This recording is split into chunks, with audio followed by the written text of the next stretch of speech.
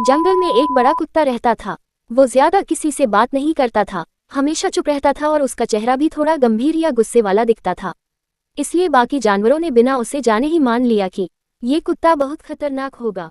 जब एक छोटा खरगोश उसके पास गया तो बाकी सभी जानवर डर के मारे दूर खड़े रहे। उन्हें लगा अब खरगोश गया काम से, लेकिन अगले ही पल कुत्ते ने मुस्कुराकर खरगोश को अपने पास बिठा लिया। सभी जानवर हैरान रह गए। सीख, जो दिखता है जरूरी नहीं वही सच हो। कभी किसी को समझे बिना जज मत करना।